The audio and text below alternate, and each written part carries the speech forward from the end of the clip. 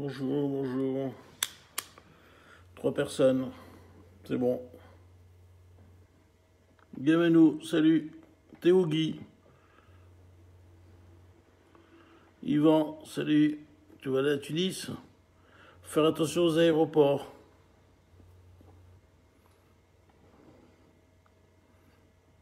Martine Gros, bonsoir. Arlette Bitito, salut. Nina Krief, comment ça va? Tout va bien? Bon, faut dire à Ruti que nous dit c'est levé à Tunis. Betty Saban, Marseille, professeur Raoult, où on en est? Donna Mamou, salut, comment vas-tu? Pierre Zeytoun, toujours à Eilat, il paraît que tous les Israéliens se sont retranchés à Eilat. Miami pour Guillaume, très bien, ça chauffe un peu à Miami. Mais je pense que tu l'as déjà eu, toi. Je pense, enfin, Swan qui était chez toi en mars a dû te l'amener quand même. Marina Roche, salut. Comment ça va? Linda B, Linda B60, je suis content de vous voir. Oui, Fabrice, je commence à te connaître. Bon, reposez-vous bien dans le sud. C'est assez safe le sud, contrairement à ce qu'on dit. Bonsoir de Fréjus aussi, ça va Fréjus? Je vous ai apporté les chiffres, Michel Saban. Comment vas-tu? J'ai vu ta mère, la seule qui a dit que j'avais maigri, donc la plus perspicace. Valérie Ateli, bonsoir. Ça va? Moi, ça va très bien. 153, 156. À Marseille, ça monte un peu, effectivement. Martine Boum, salut, bonsoir. Ouais, je sais, Pierre Zeytoun, Adélat, vous êtes envahi par les gens du Nord, je sais. André Vesseynou, mon frère, l'ophtalmo, extraordinaire. Coucou, ma cousine Hélène, comment ça va? Marie-Hélène Borda, bonsoir. Juan, safe, de Sud. Cadeau Pro, salut, tu as partagé? C'est bon, on est sur le groupe, on est déjà 169.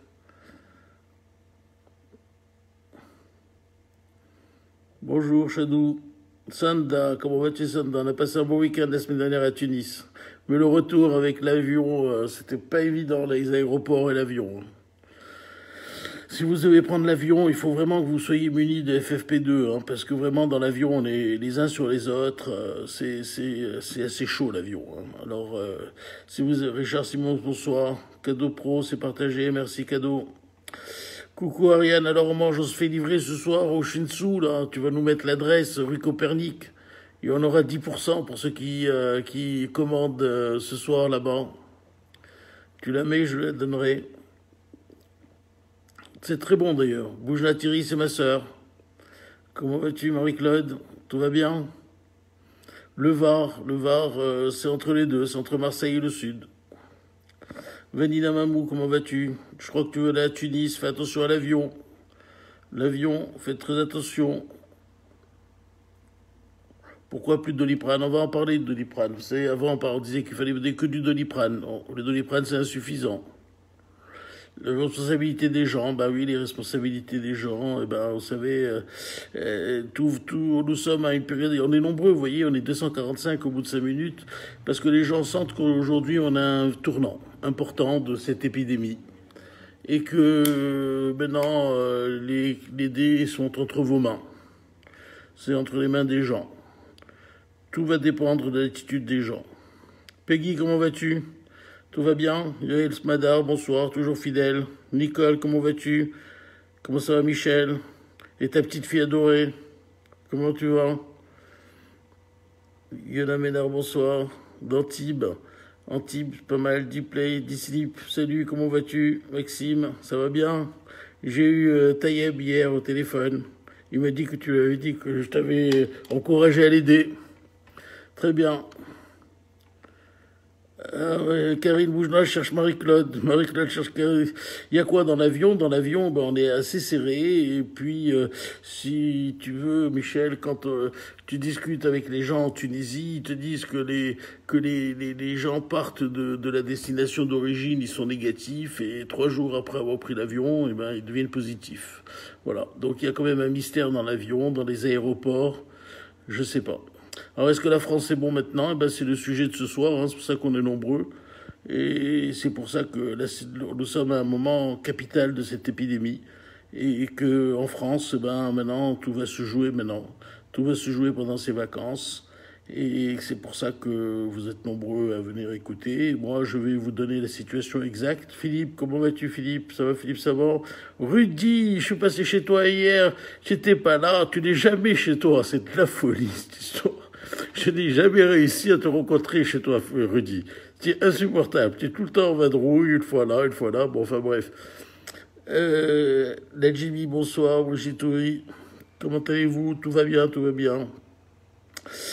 Sophie Smadja Molina, la Corse. La Corse, ben la Corse, ils ont reçu les voitures, tiens. Ils ont reçu les voitures. Vous savez, Jean-Luc Hadin, il nous avait dit, ah, on va en Corse, il n'y a pas de voiture de location. Et ben, il y a eu tout un cargo de voitures de location qui est arrivé en Corse. Donc, si vous allez en Corse, eh ben, vous allez pouvoir louer des voitures. La Corse, c'est assez safe et je pense que c'est une bonne destination pour cet été. Le seul problème pour la Corse, c'est l'avion. Voilà. De toute façon, tous ceux qui doivent prendre l'avion, alors fusion asiatique, menu spécial poisson, rue Copernic, au 01 47 70 07 708. C'est Ariane Tayeb qui nous fait toujours la publicité du Shinsu, très bon restaurant asiatique. Et voilà, donc si vous téléphonez et que vous leur dites que vous téléphonez du groupe, vous avez 10% de rabais. Voilà, c'est moi qui l'annonce. Je sais, eux, ils ne sont pas au courant, mais c'est pas grave. Voilà, donc rue Copernic. Voilà, donc on est déjà 408, hein. Vous voyez que les gens sont là parce que le Shinzo, donc le Shinzu 01 47 70 77 08. Maison Alfort, salut, nous aussi on salue Maison Alfort.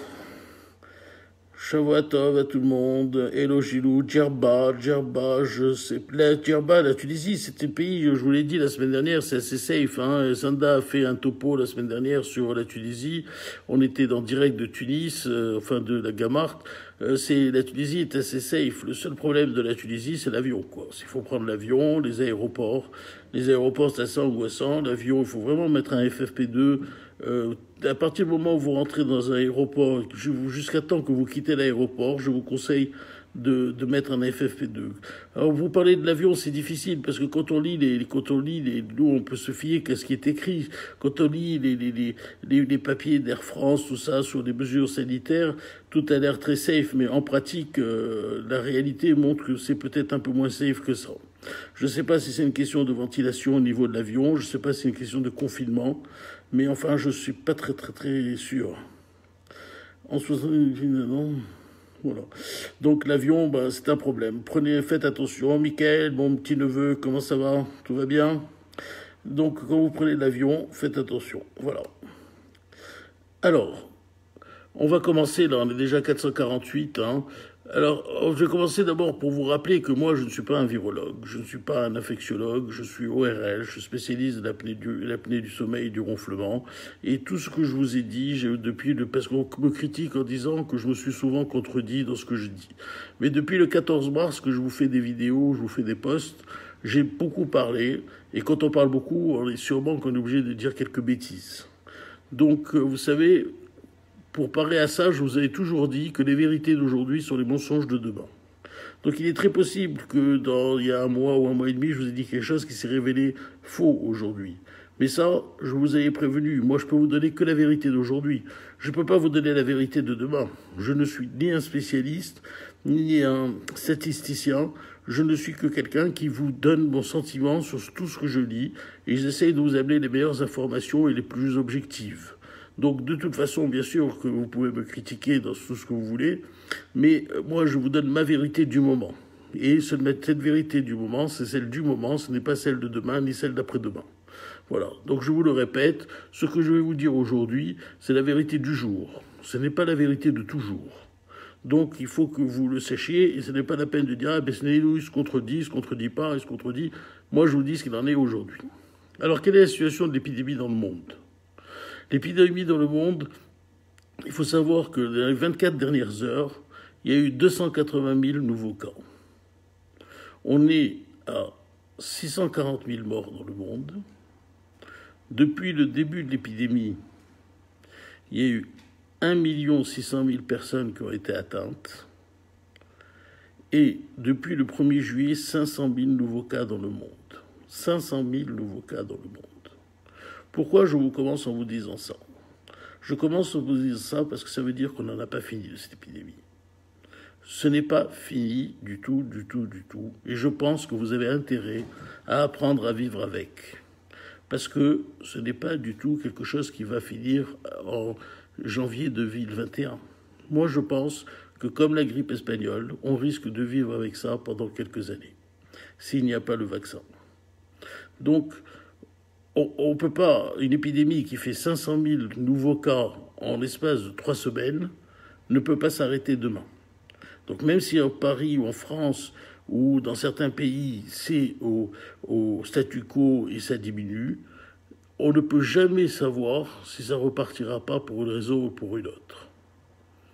Donc il faut que vous appreniez à vivre avec, il faut s'apprendre des gestes barrières, ne pas les oublier, rester vigilant, et il faut savoir que c'est quelque chose qui va rester avec vous pendant quelques temps, et que donc il faut que vous soyez toujours vigilant et que vous meniez votre vie professionnelle ou votre vie sociale avec ces nouvelles mesures que vous devez intégrer complètement dans votre mode de vie.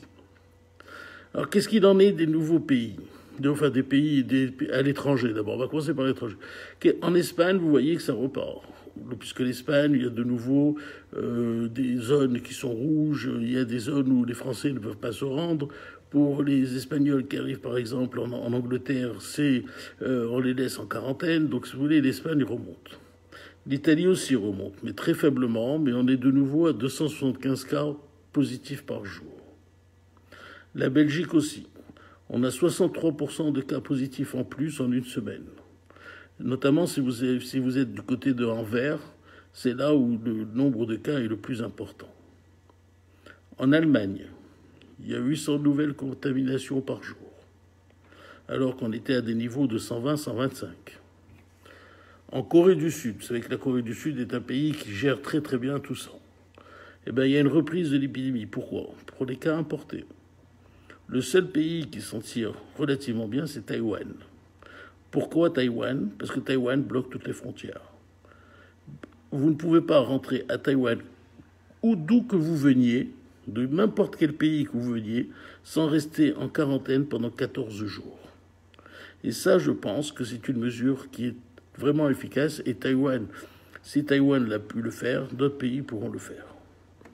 Donc je pense que les nouvelles mesures qu'ont pris le gouvernement pour bloquer, il a donné une liste de 16 pays pour lesquels il faut un PCR ou une quarantaine, eh bien je pense que ça c'est une très bonne chose et il était temps que le gouvernement le fasse.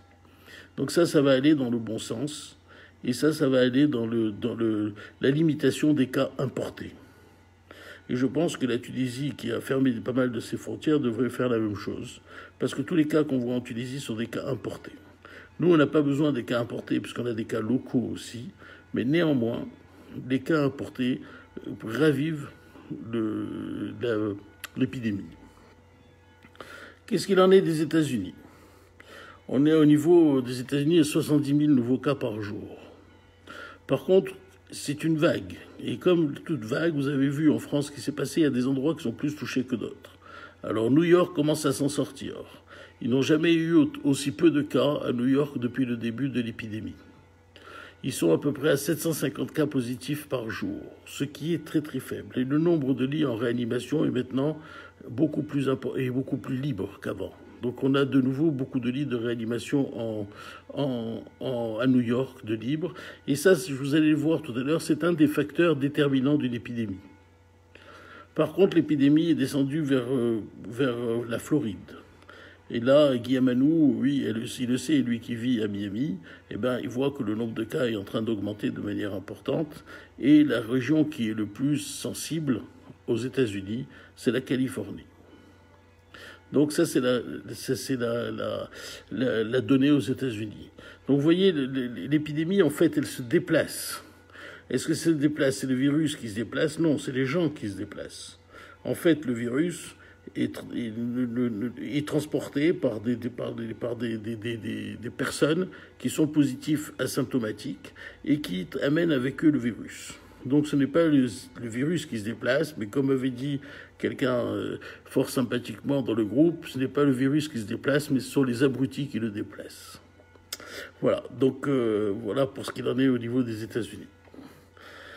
Je sais que tout ça n'est pas très rigolo, hein, mais bon, aujourd'hui c'est ça. Hein. Donc vous avez vu que l'épidémie, elle n'est pas finie. Si dans le monde elle n'est pas finie, en France elle n'est pas finie.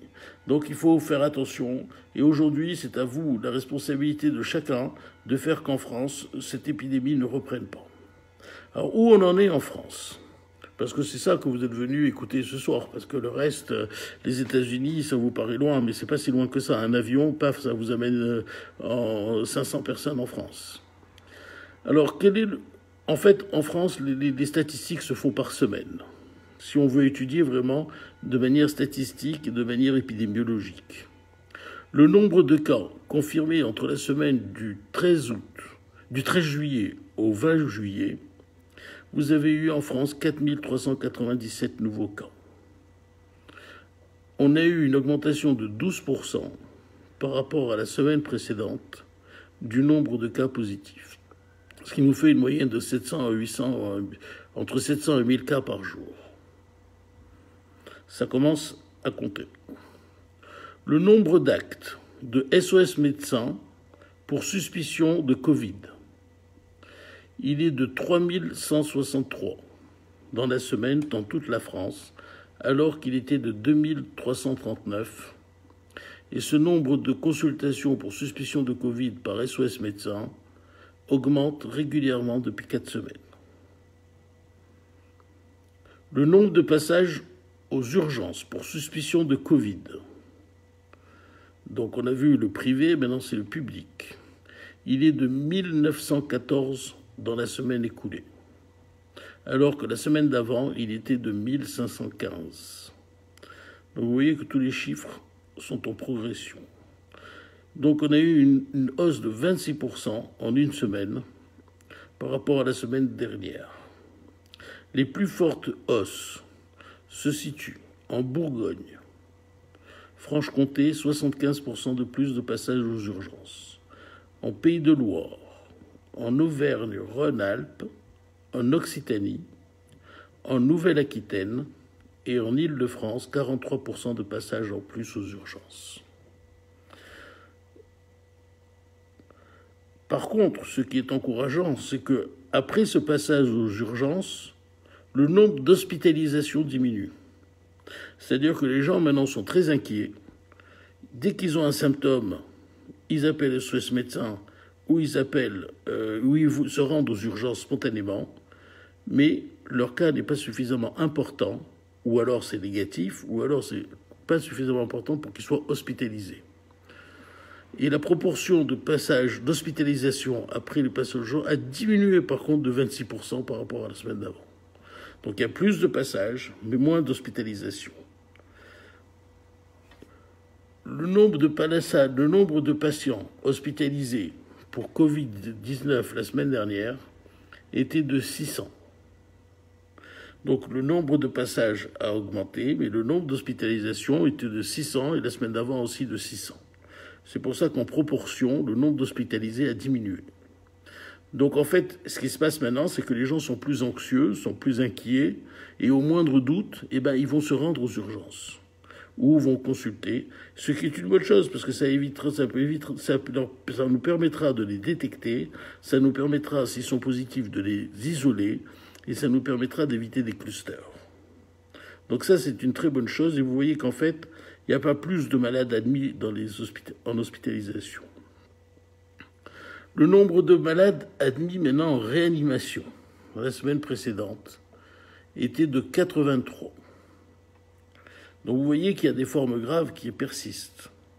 Le virus, on dit qu'il a muté, qu'il est moins fort. Non, il y a moins de cas. Et il y a surtout une charge virale beaucoup moins importante. Vous savez que l'intensité de la maladie que vous allez faire dépend du virus, bien sûr, de votre propre corps, c'est-à-dire si vous êtes diabétique, si vous êtes vieux, si vous avez du surpoids, mais aussi de la charge virale. Ce n'est pas la même chose d'avoir un contact un quart d'heure avec quelqu'un et puis vous ne le revoyez plus, que d'être en contact dans une salle confinée où il y a 10 personnes positives et la charge virale va être énorme, parce que ces virus vont tourner dans ces salles confinées, et donc vous aurez une charge virale beaucoup plus importante, et vous avez toutes les chances de faire une forme plus grave. Donc bien que la charge virale soit bas grade, c'est-à-dire qu'elle soit basse, on a quand même des formes graves. Donc, il ne faut pas croire que le virus est beaucoup moins fort, comme certains disent, comme en Israël. Vous voyez bien que le nombre de morts en Israël est maintenant en train d'augmenter. Mais c'est normal, puisque la vague est arrivée il y a 3 semaines. Donc on commence à voir les formes graves, les réanimations. Je sais pas, je crois qu'il y a 200 ou 300 personnes en réanimation. Et puis vous voyez les morts. On est passé de 310 morts à 410 ou 420 en l'espace de 3 semaines. Donc vous voyez que le virus n'est pas plus doux. Il est de la même vigueur de ce qu'il était au début de l'épidémie. Donc, la meilleure manière de guérir de cet virus, comme je l'ai toujours dit, c'est de ne pas l'attraper. Donc, gardez vos mesures barrières et surtout gardez vos masques. Le nombre de décès la semaine dernière en France, compris l'hôpital et les EHPAD, est de 94. Ce chiffre est à peu près fixe et à peu près stable sur la durée depuis quelques semaines. Voilà pour ce qui en est en matière de chiffres sur la situation. Mais ces chiffres montrent quand même qu'il y a une évolution de l'épidémie. Alors ça frémit, mais est-ce qu'on est dans une vague? Est-ce qu'on est au début? À quel point de l'épidémie en sommes-nous? Est-ce qu'on peut retomber dans une vague ou est-ce qu'on ne peut pas retomber dans une vague? Est-ce qu'on est proche d'une vague ou est-ce qu'on est loin d'une vague? C'est ça le problème du jour. Et c'est pour ça que je vais vous détailler les 4 éléments qui permettent d'étudier l'évolution de l'épidémie. Vous avez d'abord le taux d'incidence, qui est le nombre de nouveaux cas pour 100 000 habitants dans les 7 jours. Le taux de positivité, c'est le nombre de cas positifs par rapport au nombre de tests. Le taux de reproductivité, qui est le nombre de malades que peut contaminer un positif. Et enfin, le dernier indicateur, c'est la capacité hospitalière. Voilà les 4 éléments qui permettent de porter un jugement sur l'état d'une épidémie.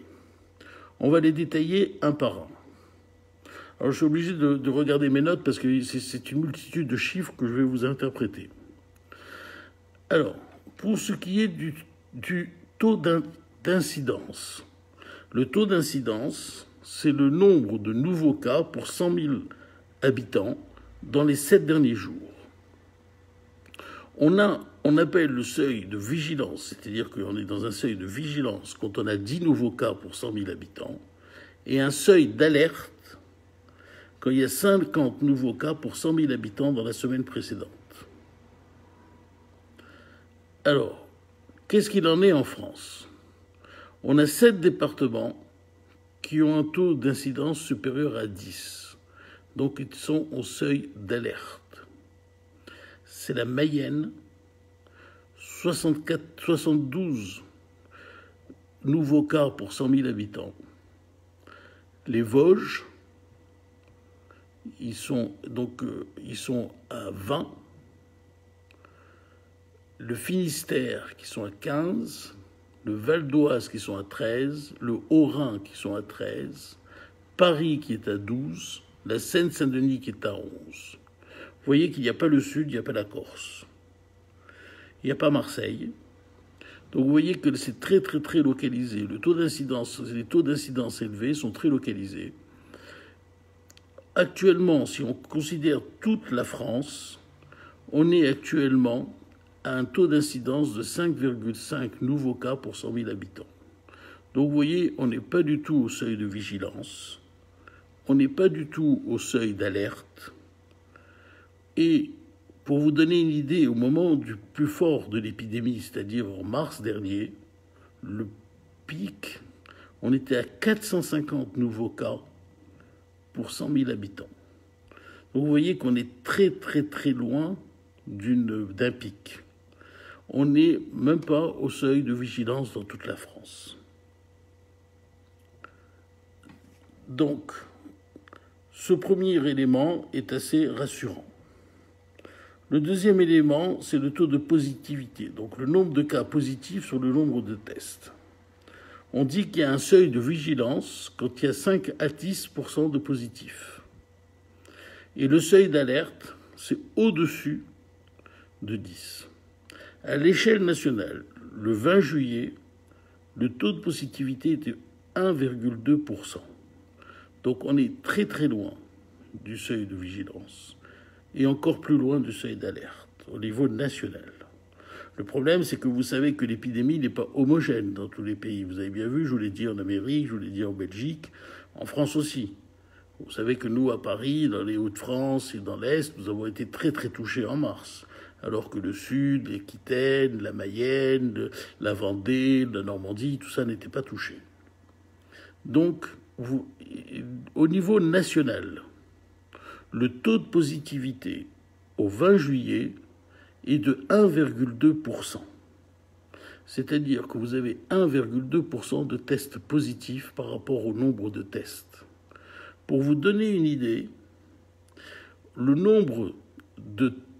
plus fort de la crise, le taux de positivité était de 30%. Bien sûr, à l'époque, on faisait que 100 000 tests. Aujourd'hui, on en fait 350 000. Mais c'est une proportion. La proportion reste la proportion. Qu'on fasse une proportion sur 100 000 ou 350 000, aujourd'hui, on est à 1,2% de taux de positif, alors qu'au plus fort de la crise, on était à 30%. Donc, vous voyez, on est très, très, très loin d'un pic. On est très, très loin d'un pic. Mais le nombre de cas, quand même, augmente. Parce que même si on fait beaucoup plus de tests, la proportion et le nombre de cas fait que c'est important. Donc, on peut pas négliger le fait, même si on n'est pas en zone d'alerte ou en zone de vigilance, il y a quand même de nouveaux cas tous les jours. Tous les jours, et de plus en plus. Et il faut savoir que, comme on dépiste tout le monde, il y a de plus en plus, ça touche toutes les tranches d'âge, c'est-à-dire de 15 à 90 ans. Tout le monde est touché de la même manière. Donc voilà, pour le taux de positivité qui est en France, pour l'instant, assez rassurant, puisque nous sommes à 1,2 alors qu'il était à 30% en mars. Le taux de reproductivité, c'est le troisième élément. Le taux de reproductivité, c'est le RE, là. Vous savez, le fameux RE, c'est-à-dire combien chaque positif peut contaminer de gens. Eh bien, le RE, aujourd'hui, il faut savoir d'abord que quand vous avez un RE supérieur à 1, c'est une tendance à l'augmentation du nombre de cas. Ça déjà, il faut le savoir. Donc le nombre de cas. Le seuil de vigilance, comme pour tout à l'heure, il est entre 1 et 1,5 et l'alerte, c'est quand on est plus de 1,5. En France métropolitaine, on est aujourd'hui à 1,27. Donc on est quand même au seuil de vigilance. C'est le premier indicatif que l'on voit où on est le seuil de vigilance. Donc, ça veut dire quand même que le nombre de contaminations augmente et le nombre d'augmentations peut être rapide. On me demande les Hauts-de-France. En Hauts-de-France, le taux de l'heureux est de 1,1. Donc, il est dans le seuil de vigilance. En Bretagne, il est de 2,6. Dans le Grand Est, 1,72. En Île-de-France, 1,26. En Provence-Côte d'Azur, 1,24. En Normandie, par contre, 0,86. En Bourgogne-Franche-Comté, 1,2. Et en Nouvelle-Aquitaine, 1,5. Il faut savoir que pendant le pic épidémique, je vous donne toujours cette référence, parce que quand on vous donne ces chiffres-là, vous pouvez vous inquiéter et dire, ça y est, on est dans le pic. On n'est pas dans le pic, il était à 5. Entre 4 et 5. Donc vous voyez qu'on est quand même assez loin du pic épidémique, mais quand même, vous avez quand même une évolution de l'épidémie qui se confirme au niveau de ce troisième indicateur. Le dernier indicateur, c'est la capacité hospitalière et le nombre de lits de réans. On est dans un seuil de vigilance quand le nombre de lits occupés est de 50 à 60%, et on est dans un seuil d'alerte quand il y a plus de 60% des lits de réanimation qui sont occupés. Le 21 juillet 2020, il y avait 6 482 cas de Covid en hospitalisation, donc 455 en réa. Souvenez-vous que pendant la crise, on avait plus de 6000 patients en réanimation. Donc de ce côté-là, les indices sont au vert. Pour vous donner quand même un chiffre qui m'a marqué, la tranche d'âge la plus représentée en réanimation aujourd'hui, et ça m'a surpris, c'est les 45-64 ans. En fait, les plus âgés font très attention et sortent peu. Les plus jeunes ne font pas de forme grave. Et puis, les entre-deux, comme moi, eh ben, eux continuent à vivre leur vie, à travailler, et peuvent perdre un peu leurs gestes réflexes, et peuvent être moins attentifs. Et c'est la catégorie de population que je préfère mettre en garde, parce qu'ils sont vulnérables, et il faut qu'ils fassent attention. Il ne faut pas baisser la garde. Ce n'est pas fini pour eux. Ce n'est fini d'ailleurs pour personne, mais pour eux particulièrement. Et aujourd'hui, c'est ceux qui sont le plus nombreux en réanimation. Donc les personnes âgées, elles ont bien compris. Elles restent chez elles, elles sortent peu, elles font très attention.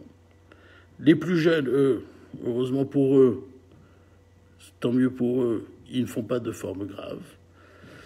Les 64, ceux qui ont plus de 64 ans sont à la retraite, donc ils ont peu de contacts sociaux, mais les 45 ans, 64 ans sont ceux qui ont le plus de contacts, sont encore dans la vie active, comme moi, qui rencontre 20-25 patients par jour qui viennent à mon cabinet, et c'est nous qui prenons le plus de risques, parce que nous sommes toujours dans la vie active, nous sommes toujours dynamiques, et nous rencontrons beaucoup de gens, et le problème vient essentiellement de ces rencontres.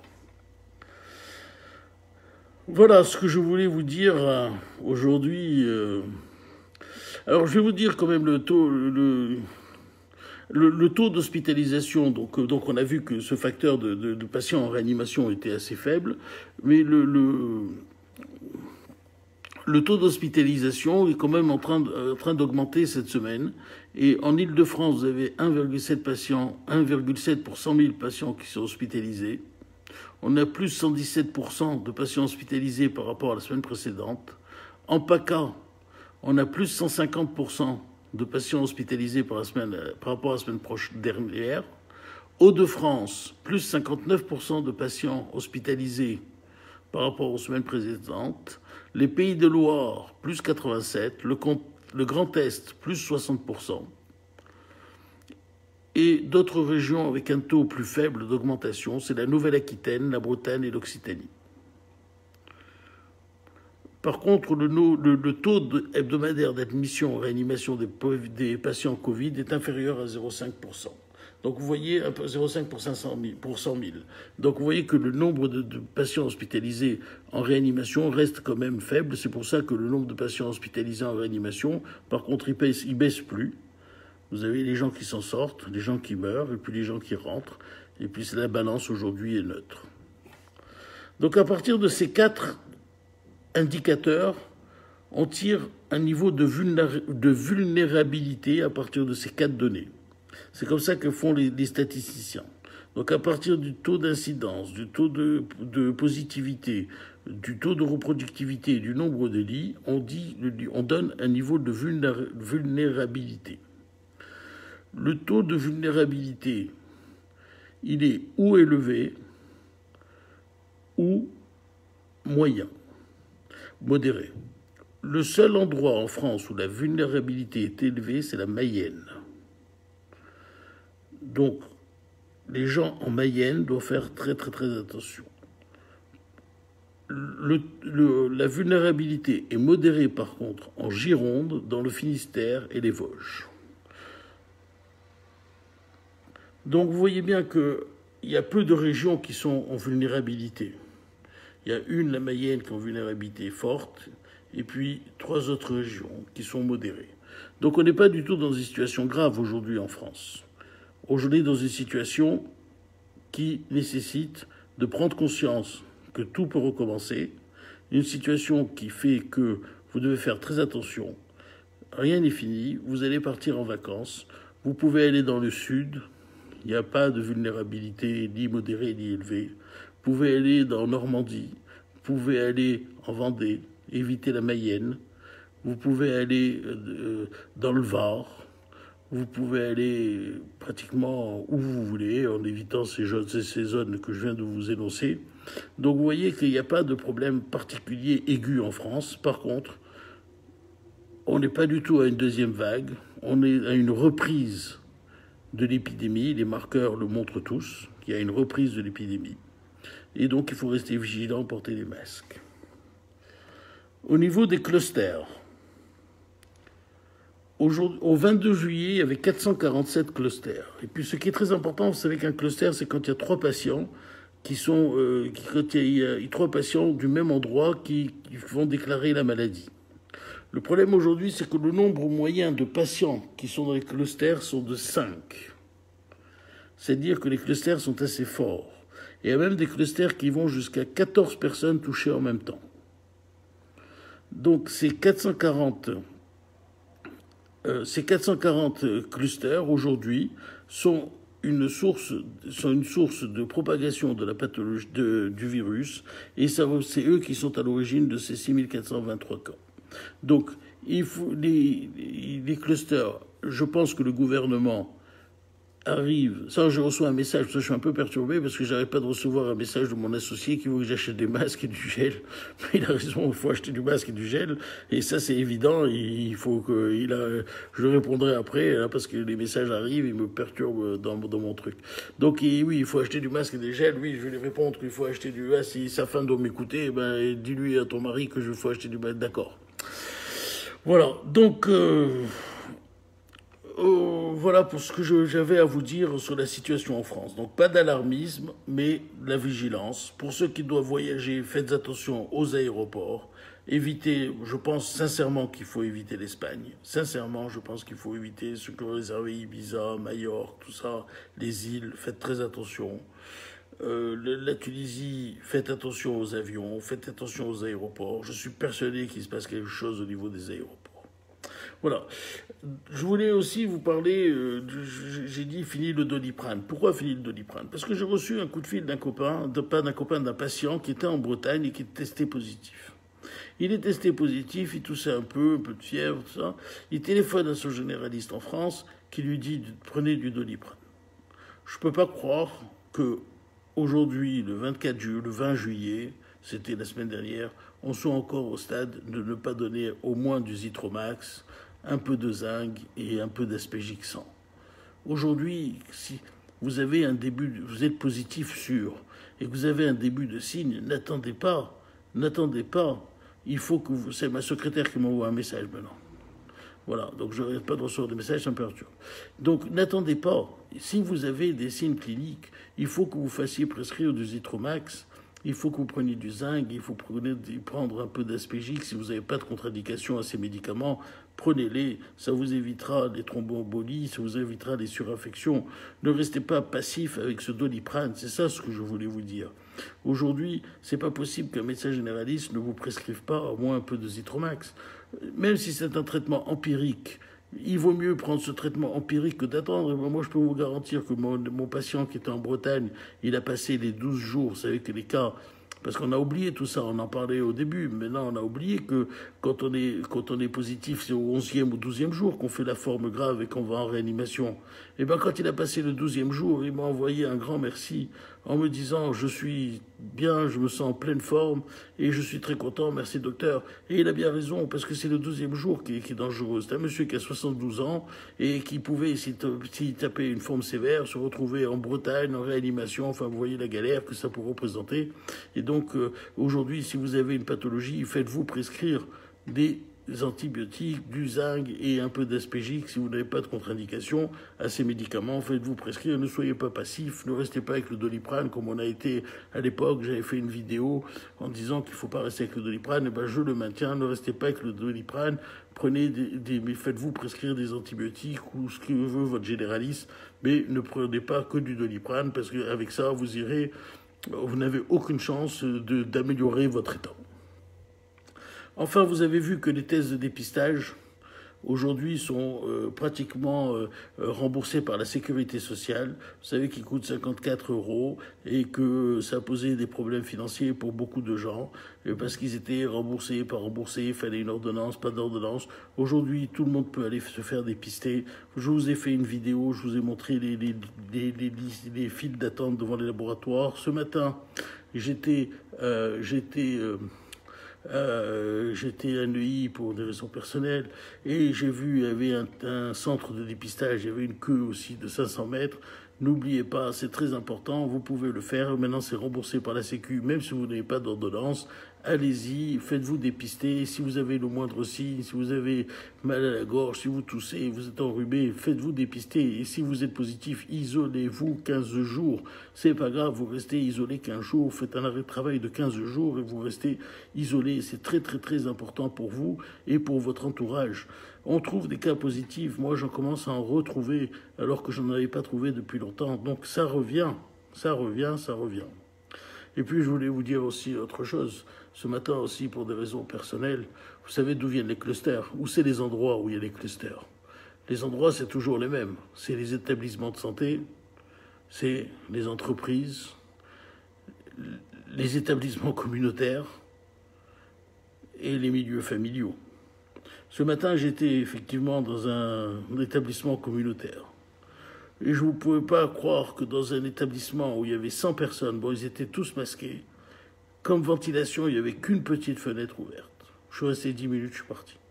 Ce n'est pas possible aujourd'hui de faire des réunions avec 100 personnes, même s'ils sont masqués, d'avoir une ventilation, un endroit qui n'est ventilé que par une fenêtre. Ce n'est pas possible. Il faut fermer ces endroits. Ce n'est pas possible.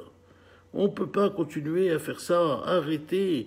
N'allez plus dans ces centres communautaires où vous avez où il n'y a pas de ventilation. Ce n'est pas possible, même si on est avec des masques. Si l'épidémie reprend, ce sera des clusters énormes. C'est pas possible. C'est pas possible. Je vous assure, c'est ce que j'ai vu. Je suis parti d'ailleurs. C'est dommage parce que j'étais là pour des raisons familiales et tout. Je suis parti. Et les gens l'ont bien compris d'ailleurs. Je leur ai dit, moi je m'en vais. Je ne peux pas rester, c'est pas possible. Une petite fenêtre ouverte pour 100 personnes et dans un endroit clos, mais c'est inimaginable. C'est inimaginable. Il faut que les gens prennent la responsabilité. Ce n'est pas possible de continuer comme ça. Ce n'est pas possible. Qu'est-ce qui va se passer? Ça va reprendre. C'est ça ce que vous voulez. C'est ça ce que veulent les gens, que ça reprenne, que les gens retournent en réa et que nos copains, nos cousins, nos familles meurent. C'est pas possible. Il faut être raisonnable. On ne peut pas continuer comme ça, on ne peut pas continuer à faire ces réunions. C'est pas possible. Même les réunions familiales, on est 10, 15, mais il faut ouvrir les fenêtres. Ouvrez les fenêtres. Ventilez, ventilez, ventilez, ventilez, ventilez. Voilà. Un dernier truc que je voulais vous dire, parce qu'il est quand même 44 minutes qu'on parle. Il faut Kippour. Eh ben Kippour, si Kippour, vous avez dans une salle qui n'est pas ventilée, vous n'allez pas. Faites Kippour chez vous. Qu'est-ce que vous avez fait à Pessah? Vous n'avez rien fait, vous êtes resté chez vous. Eh ben si c'est comme ça, ben, vous resterez chez vous. Si vous prenez le risque d'aller dans un endroit clos, il faut que les gens ils changent leur mode de fonctionnement. La climatisation, on en a parlé la semaine dernière. Ça véhicule les virus, ça ventile les virus, la climatisation. La ventilation de la clim, eh ben, les virus, ils se baladent. Je vous avais dit, dans un restaurant japonais, un positif, il a contaminé 50 avec la ventilation, parce que avec la climatisation qui est au-dessus de lui, tous ces virus allaient se transporter dans toute la salle. Il y avait un circuit d'aération qui faisait que tout le monde est contaminé. Voilà. Donc, c'est ça qu'il faut comprendre, et c'est ça qu'il faut savoir. Et c'est tout, il faut être responsable, il y a certaines règles, ceux qui me suivent depuis le début, vous savez, moi mon rôle c'est de vous accompagner pour toute cette traversée, mais on n'a pas fini, parce que ça va durer 3 ans, ça peut durer cette histoire, 3 ans, ça peut durer la grippe espagnole, 3 ans, 3 hivers de suite, c'est pas fini, là vous voyez bien les chiffres que je vous ai donnés pour le monde entier, 500 000 nouveaux cas en 3 semaines, comment voulez-vous que cette épidémie s'arrête?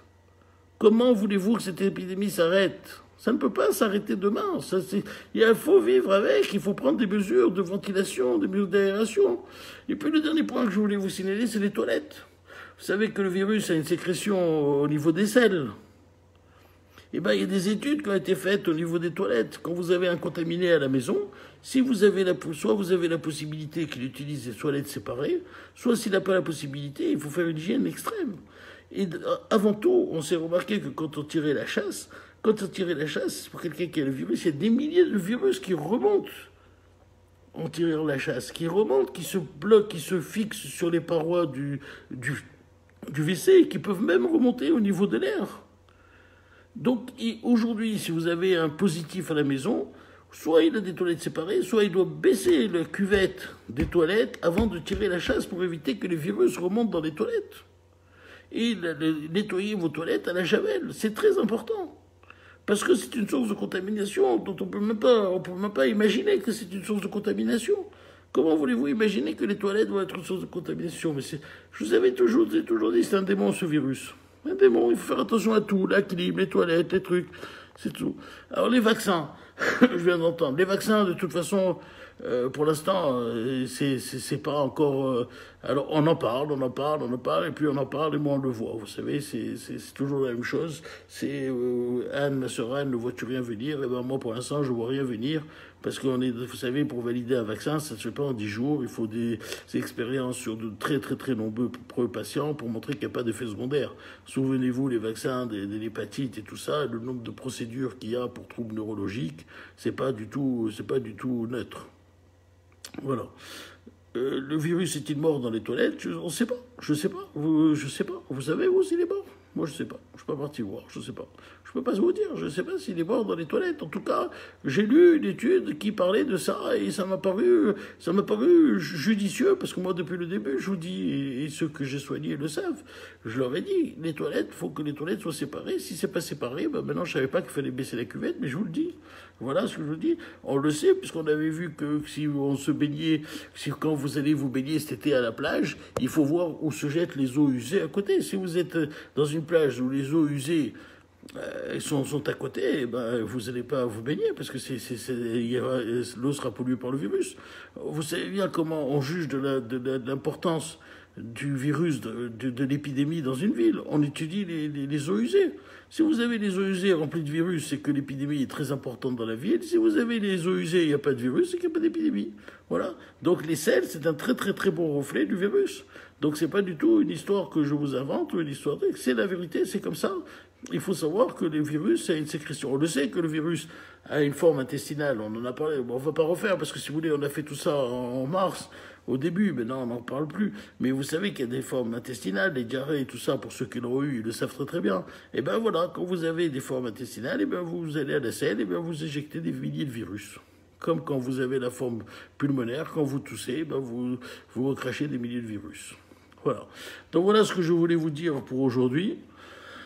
Donc les nouvelles sont moyennes, il ne faut pas aussi pessimiser, il faut rester vigilant. Voilà, les cartes sont entre nos mains, c'est de vous que dépend l'évolution de la pathologie, c'est de vous que dépendra l'évolution de l'épidémie, c'est vous qui avez les cartes en main, c'est vous qui savez ce qu'il faut faire ou ne pas faire. Vous savez que on est dans vous savez maintenant que tous les indicateurs montrent que nous sommes dans une phase ascendante de la reprise de l'épidémie. On n'est pas du tout à un stade inquiétant, on n'est pas du tout à un seuil de vulnérabilité, mais il faut savoir que si l'épidémie peut repartir, tout n'est pas fini, donc il faudra faire attention. Voilà, donc c'est tout ce que je voulais vous dire pour... Fabien, salut, Bougian, très bien, je ne m'as pas écouté, mais si tu as écouté... les piscines, on en a parlé, les piscines. Ce qui est embêtant, c'est un milieu humide, et c'est les environnements des piscines, les douches, tout ça qui se pose problème. L'eau de la piscine avec le chlore, c'est nettoyé, mais bon, il y a l'environnement qui sont dans les chambres d'hôtel, les crimes, oui, si tu es toi et ton mari, tu risques rien. Et vous n'allez pas, si les deux sont négatifs, et ben vous risquez rien. C'est le principe, vous ne risquez pas grand-chose. Je pense que dans les hôtels, c'est quand même vérifié que c'est bon. Voilà, je vous dis, passez une très bonne semaine. De là, on est revenu à Paris, après un détour vers Deauville et la Tunisie. Nous sommes de nouveau à Paris. Je vous embrasse tous, je vous souhaite à tous de une très très bonne semaine. Pour ceux qui partent en vacances, je vous souhaite de très bonnes vacances. On était très nombreux ce soir, hein. On était arrivé à 630. C'est normal parce que les gens ont une certaine inquiétude. Ils savent que c'est un moment un peu clé de la situation. Ils savent que c'est maintenant que ça va se jouer. C'est à vous de jouer, c'est à vous d'être vigilants, c'est à vous d'être performants. Je compte sur vous. Il faut vraiment pour faire les gestes barrières. La tranche d'âge des 45, 65 ans, celles qui sont les forces vives de la nation, doivent faire attention à eux, parce que c'est eux qui sont le plus fragilisés maintenant, c'est eux qui sont en première ligne dans cette épidémie aujourd'hui, et c'est à eux de faire très attention, et c'est eux qui doivent se protéger. Voilà, ne vous lassez pas de tous ces gestes ces gestes barrières, restez très vigilants, je vous embrasse tous, je vous dis passez une très bonne semaine et n'oubliez jamais, ensemble, nous sommes plus forts et nous passerons cette terrible épidémie tous ensemble. Allez, je vous souhaite une très bonne soirée.